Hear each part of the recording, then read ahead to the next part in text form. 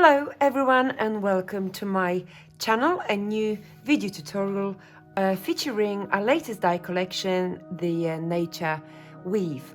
Okay, so I'm going to be weaving a blank card again, so you know exactly what needs to be done. So of course I will fast forward this part and then we're just going to come to the point where I will be creating a beautiful wreath using our wheat sprigs and of course the flowers.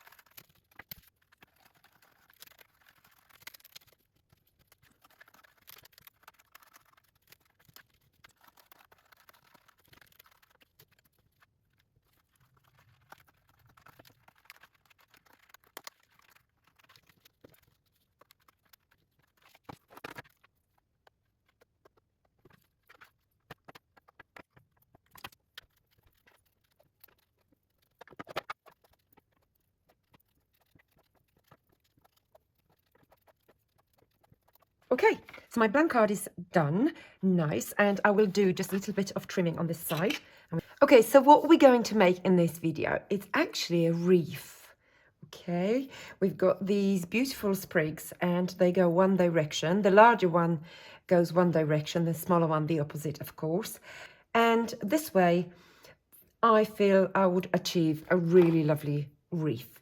So, as a base, I'm going to use my dotty bubble circle, and it's lovely die cut in the same cardstock, the blissful crackle green, and of course I've inked up my wheat sprigs a little bit with the peeled paint and the Adirondack pesto. So I've got slightly darker color, and that is what we're going to be building first. So I'm going to snip out the sprigs and we're going to use them individually.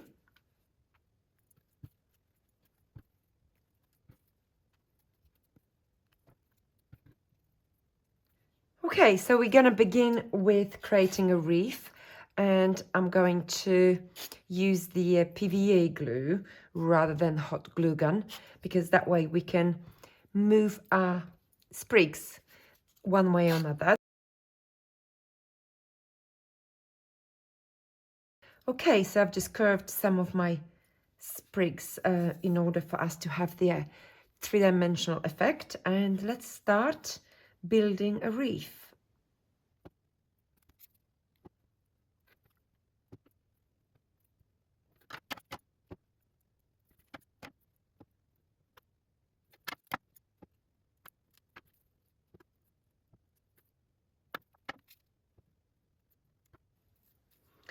Okay, this is looking rather beautiful. So I have my wreath done, and now we're just going to start bringing it onto a base card. Now, this little gap here is actually perfect because this is where I will be placing my flowers. And of course, there is this matter of deciding what kind of flower I'm going to be using in this video.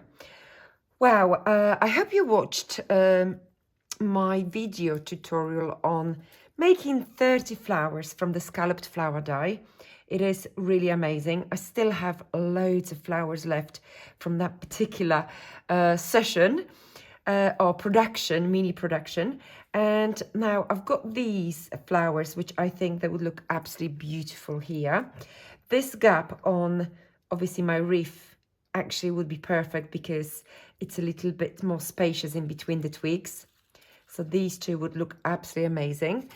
I wanted to show you these two particular flowers when you use this particular size wreath, or the smaller one if you're going to make something like this would be absolutely fantastic. So let me show you a slightly different option, and let's go for slightly bigger flower. So we would have something like this. Wow, the choice is yours. Honestly, you make 30 or more beautiful flowers. So it's really hard to decide. Now that I've placed this flower here, I don't know which one to go for. So I don't know. But, I mean, I've got this beautiful blue and beautiful mauve. So hard.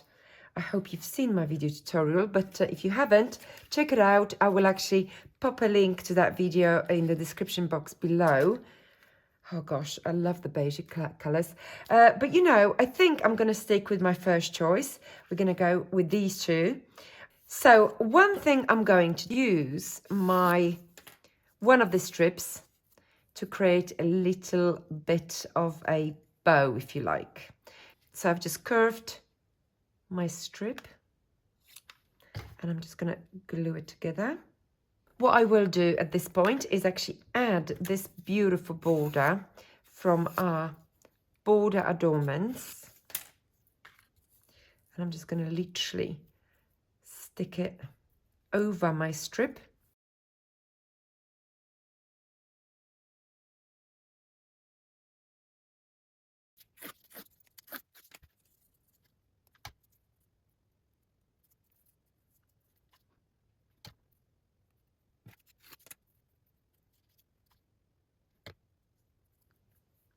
Right, so I have my two strips and we will be adding them to our arrangement. You can actually give yourself a lovely border, just like so. So I'm just going to place them down.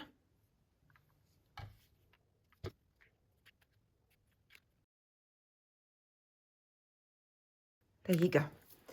So I have my lovely ribbon just here in the middle, and we're just going to place our wreath on top.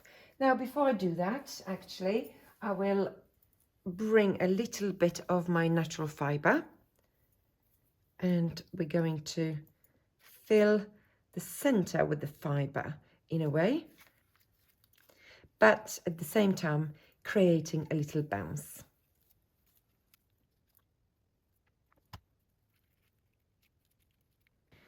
That's lovely.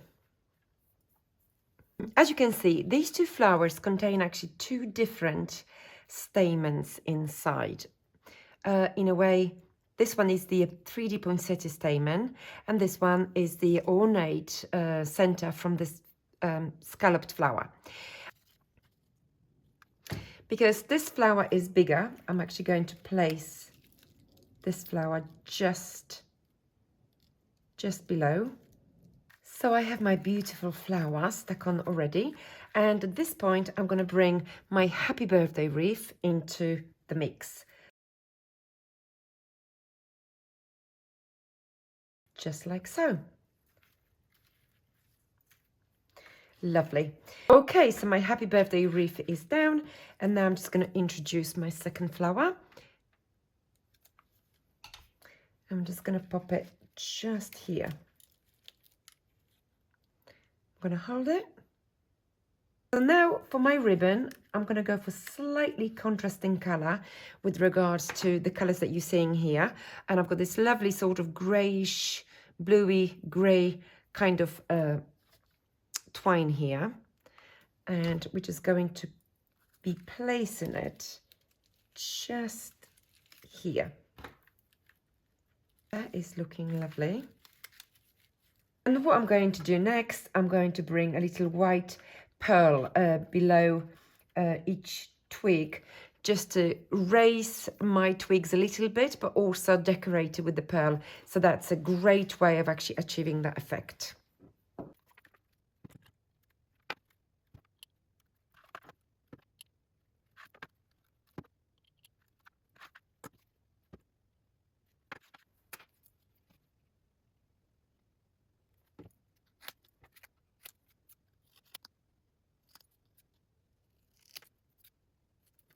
So I've just mounted my typewriter message on a scrap bit of pink card.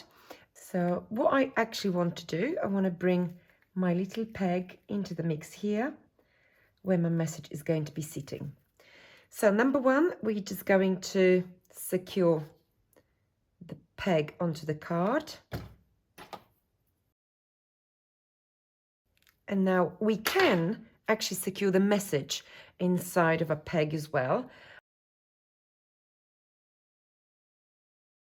The good thing about the pegs is the fact that you can actually quite nicely stick it on slightly tilted, and it actually looks good. So the second part of our message, I will actually introduce it in exactly the same way, and I will attach it with another peg.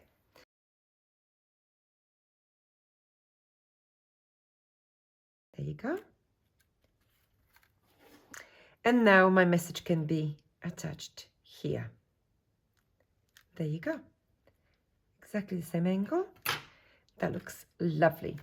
Okay, so I'm just going to keep it a slightly skew width, and I'm not finished just yet. What we're going to do, we're just going to bring some sort of silvery, pearly elements to my creation, so that way we will actually beautifully coordinate it with our beautiful twine.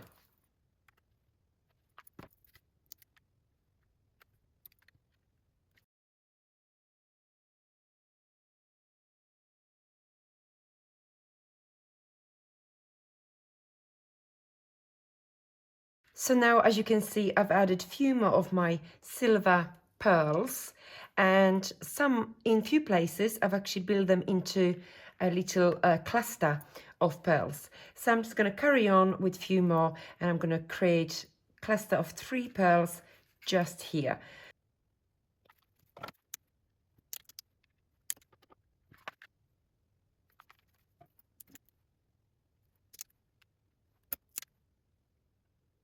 So these clusters of pearls, they're actually quite a simple idea, but very effective one. And I hope you agree that actually that way you could create a busier and more effective flower arrangement on your creations. Okay, so let me know what you think. And of course, I thank you for stopping by, taking your time to watch my video tutorials. I do appreciate all your comments, likes and shares. So thank you for now, and I see you very soon. Bye bye for now. Take care.